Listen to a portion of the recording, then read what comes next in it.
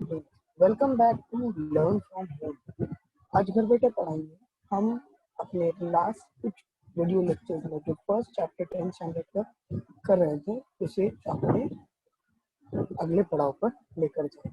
तो गाइस, जैसे हमने अब तक लेक्चर्स में देखा, जहाँ पर हमने फर्स्ट चैप्टर हमारा हिस्टोरियोग्राफी डेवलपमेंट प्रोग्रेस था, वहाँ हमने पहले ट्रेडिशन ऑफ हिस्टोरियोग्राफी देखी, व्हाट इज हिस्टोरियोग्राफी देखी, फिर टॉक्ट अबाउट डायलेक्टिक्स और बहुत सारे स्कॉलर्स के बारे में भी देखा। कुछ इसी तरह हम आज अपने 3 अलग स्कॉलर्स के बारे में देखेंगे और फिर नेक्स्ट वीडियो लेक्चर जो हमारा होगा इसमें हमारा 10th स्टैंडर्ड का फर्स्ट चैप्टर कंप्लीट हो जाएगा। Without any wasting of time, let's start with the chapter.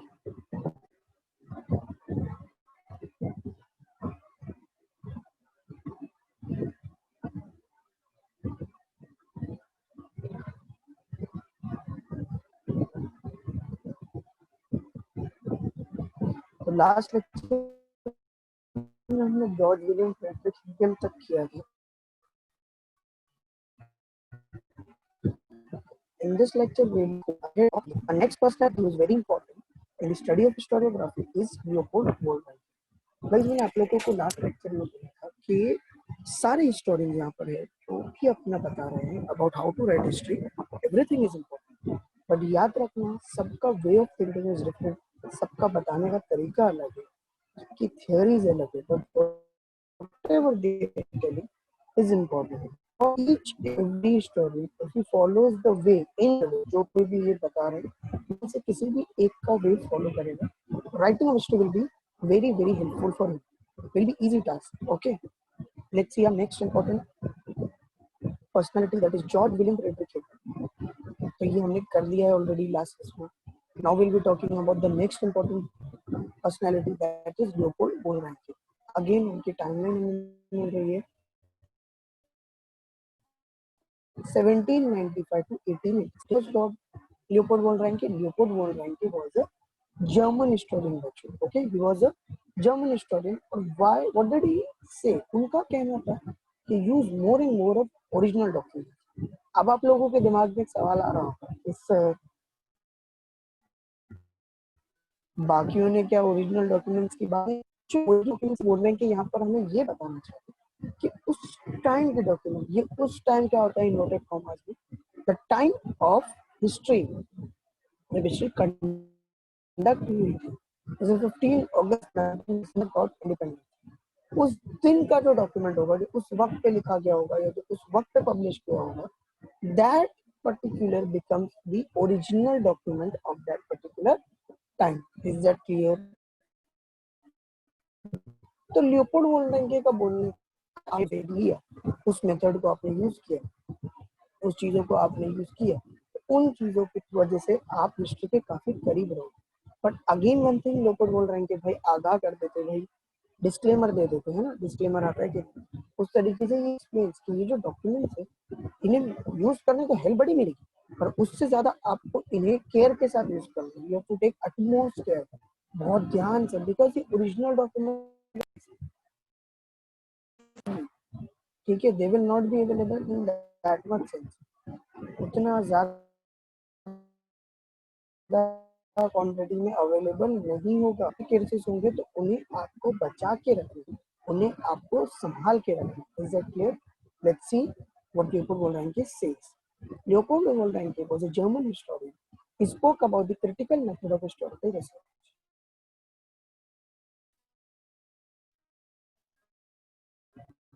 He put emphasis on the utmost. मैंने आपको बोला था. What does he say? He gave utmost importance. Utmost मतलब the most, सबसे ज्यादा इम्पोर्टेंस वो किस चीज की इंफॉर्मेशन को देते हो, जिससे ओरिजिनल डॉक्यूमेंट से मिले, वो इंफॉर्मेशन जो ओरिजिनल डॉक्यूमेंट से मिली है उससे Leopold von Ranke gives the utmost importance. Okay. He also stated that all types of documents associated with the historical event need to be examined with greatest care. He believed that this method was possible to be historical truth. Again जो मैंने आपको बताया था कि बोल रहे हैं कि सीरीज केवल भी ओरिजिनल डॉक्यूमेंट आपको मिल भी गई, लेकिन आपको उसे अटमोस्ट केयर से यूज करना है, संभालना है. ठीक है, you have to take utmost care, बहुत ध्यान देना, because they are the original documents. ठीक है, अगर आप उन्हें अच्छे से नहीं संभालोगे, you can be seen as a criminal. Why do I call this person as a criminal? जिसने हिस्ट्री के साथ, because ये ओरिजिनल डॉक्यूमेंट्स है guys. अगर ये मिसप्लेस हो गई या बोलो आप डिस्ट्रॉय हो गई, तो एक कंट्री की हिस्ट्री को मिटाने का केस हो सकता है आपको. You can B put behind bars. That is why this is important. Okay, that is why use of this documents are important, and more so taking care of this document is also important. And he says कि आपने अगर इस तरीके के documents को use किया, you will be very close to reaching the historical truth. क्योंकि मैंने आपको फर्स्ट लेक्चर में बताया guys, history is the past. आप उसे इन डिटेल में एग्जैक्ट ट्रूथ तो नहीं पहचान सकते, नहीं बता सकते, बट बोल रहे हैं कि सर के हिसाब से इस वे के थ्रू आप उसके बहुत करीब पहुंच सकते हैं, सच के बहुत करीब. Okay, let's see. He criticize imaginative narrative. Collection of his articles published in 2 books entitled The Theory and Practice of History and The Secret of World History. At last हमें पता चलता है कि what does he say? वो imaginative narration के खिलाफ होता है. He says कि as a historian आप imaginative narration नहीं कर सकते. What? मुझे ऐसा लगता है ऐसा होगा, that should not be the case. ऐसा नहीं करना चाहिए. ठीक है, बोल रहे हैं कि ये क्लियर करे to whom, to the historian. Is it clear? He was against imaginative narration. He was in support of critical historical research method. और उस हिस्टोरिकल रिसर्च मेथड में वो क्या बोल रहे थे, आपको इंपॉर्टेंट डॉक्यूमेंट यूज करना है, आपको बोल सकते हो आप ओरिजिनल डॉक्यूमेंट यूज करना है, because they will help you to reach as much closer possible to the historical truth. So this was Leopold von Ranke. आपको आ सकता है इसमें 2 मार्क का question. Explain in detail about the views regarding historiography of Leopold von Ranke or what Leopold von Ranke insisted upon. तो ये कुछ आएंगे and we will mention this. ये जो पॉइंट्स आपके सामने मेंशन है, अगर आपने इसे मेंशन किया, बिलीव मी 2 मार्क्स मिलने से आपको कोई नहीं देख सकता.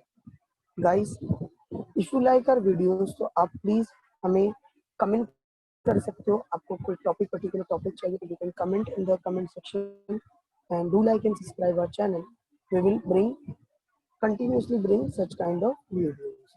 Let's continue to the next caller, जो हमारे है again very important personality, that is Karl Marx.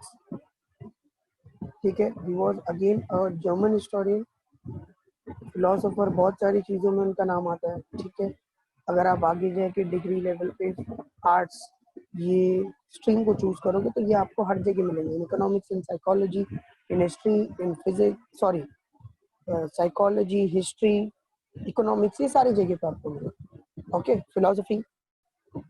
So let's see again Karl Marx, 1818 to 1883. He was a German historian and philosopher. अब उनका बिलीव क्या था? उनका बिलीव था कि भाई history is not about abstract ideas. Abstract ideas मतलब कि जब आप कुछ ऐसा सोचते हो ऐसा हुआ होगा, it's just like imaginative narration. It's about living it. उनका बोलने के जो लोग मौजूद है, जो लोग जिंदा है, उनकी हिस्ट्री होनी चाहिए. अब आप बोलोगे सर हिस्ट्री द पास्ट है, फिर जिंदा लोगों के ऊपर हिस्ट्री. ही मीन्स टू से लोगों के बारे में पढ़ो, लेकिन the idea was about living people. The accessibility of these means to different strata of the society may not be equal. This inequality causes a division of the society into classes, leading to class struggle. अब यहाँ पर आपको Karl Marx के बच्चों 2 सवाल आएंगे. पहला हो सकता है explain Karl Marx views writing of history. दूसरा हो सकता है explain Karl Marx class theory. Problem कहाँ आती है कि जो एक्सेसिबिलिटी है, मतलब means of two different start of society, वो इक्वल नहीं है. जैसे अभी क्लासरूम में हमारे बर्थडे होता है तो जो करीब एकदम बेस्ट फ्रेंड है उसे हमने 4 चॉकलेट दिए. ठीक है, जो नॉर्मल बच्चे उन्हें 2 जिससे हमारी बनती नहीं उसे हमने 1 चॉकलेट दिया. कार्ल मार्क्स इस डिस्ट्रीब्यूशन को इनइक्वल बोलते हैं. सोसाइटी में ऐसा इनइक्वल डिस्ट्रीब्यूशन नहीं चलेगा.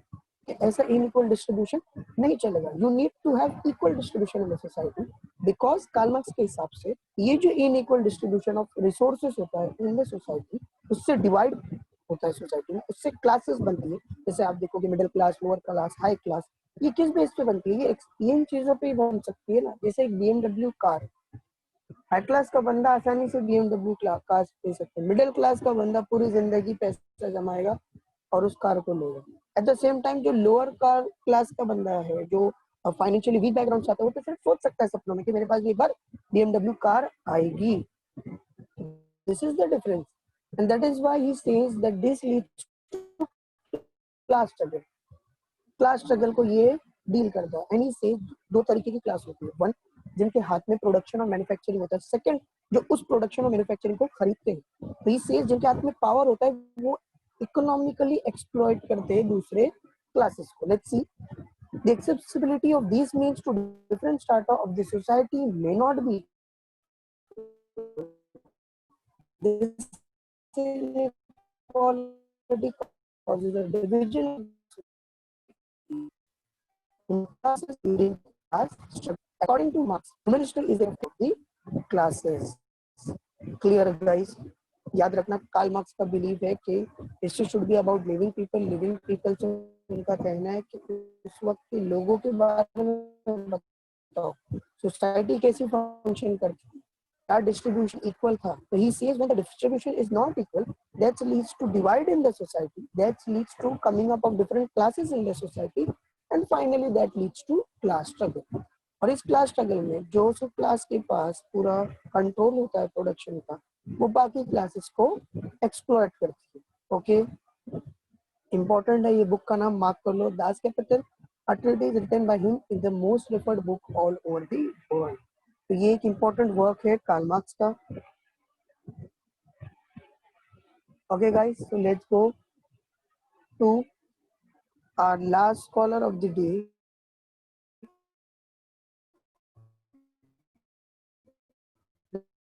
That is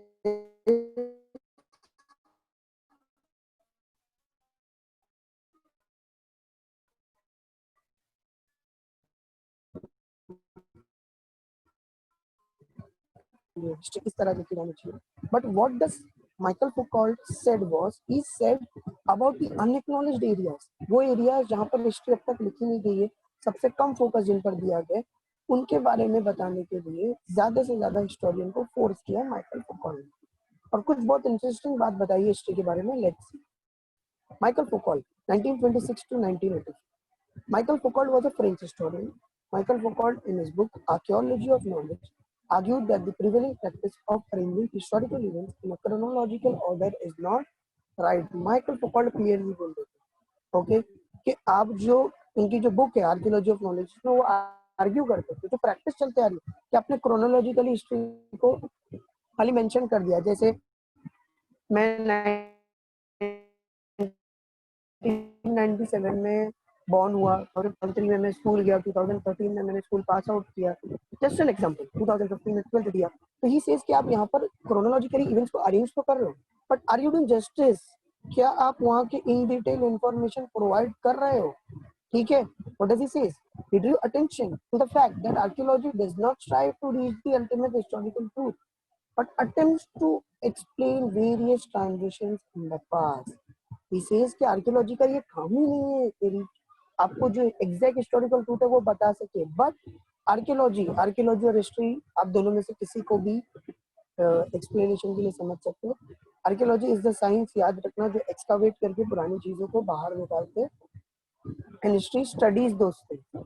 ओके, तो ही सेज आर्कियोलॉजी यहाँ पर ये काम ही नहीं है आर्कियोलॉजी का कि पुराने हिस्टोरिकल ट्रूथ को एग्जैक्ट पहुंचे, बट जो ट्रांजिशन पास में है, ट्रांजिशन मतलब जो चेंजेस आए उसे पढ़ने का काम आर्कियोलॉजी का। And then he went on to some unacknowledged areas, which are those, let's see, psychological disorders, science of medicine, prison administration, etc. to historical analysis. What does he say is कि यहाँ पर कुछ अनएक्नॉलेज areas है जिनके ऊपर history अब तक लिखी नहीं गई है, उनके बारे में हिस्टोरियन को लिखना चाहिए। साइकोलॉजिकल डिसऑर्डर, ओके, इंसानी दिमाग कैसे बिहेव करता है, किस तरीके से बिहेव करता है, किस सिचुएशन पे, उसके बारे में पढ़ो। साइंस ऑफ मेडिसिन के बारे में पढ़ो, मेडिसिन कैसे डेवलप होते आ रही है। प्रिजन एडमिनिस्ट्रेशन के हाउ आर क्रिमिनल्स बीइंग, बोल सकते हो आप, ट्रीटेड, ये सारी चीजें। Okay, all these are unacknowledge area. अगर इन पर आप फोकस करोगे तो शायद, अगर आप प्रिजन एडमिनिस्ट्रेशन पे वर्क करोगे तो वहां के ऊपर अगर आप हिस्ट्री लिखोगे तो आगे देयर इज अ चांस कि क्रिमिनल कम हो अगर उन्हें प्रिजन के बारे में डिटेल नॉलेज प्रिजन में जाने के पहले ही मिल जाए। साइकोलॉजिकल डिसऑर्डर, एक ह्यूमन माइंड किस तरीके से किस सिचुएशन में रिएक्ट करता है, वो अगर लोगों को पता चले तो लोग अपने दिमाग को उस तरीके से प्रिपेयर करें, डेवलप करें। साइंस ऑफ मेडिसिन, बाल हनुमान हम सबने देखा है बच्चों, याद है ना लक्ष्मण जी को जब धनुष्य लगता है तो संजीवनी बूटी लाने के लिए हनुमान जी जाते हैं। तो उस टाइम पे कोई एमबीबीएस डॉक्टर था क्या? नहीं, but Ayurveda was the biggest solution. तो ही सेज कि साइंस ऑफ मेडिसिन अगर आप पढ़ोगे तो आज हर में इलाज के लिए इतने सारे पैसे हैं, बट आयुर्वेद की अगर तुम्हें मालूमात होगी, इन मेडिसिन की आपको मालूमात होगी, तो you can be easily curable. That is why Michael Foucault says about these unacknowledged। तो guys this is for today. आज हम इतना ही पढ़ेंगे in our learn from home. Learn from home में आज हमारा इतना ही कॉन्सेप्ट रहेगा। आई होप आप लोगों को ये सारी बातें समझ में। For to watch such kind of video lectures you can support us, subscribe our YouTube channel, ठीक है? Do like and subscribe our videos। Till then, till our next video lecture, take care, stay home, stay safe।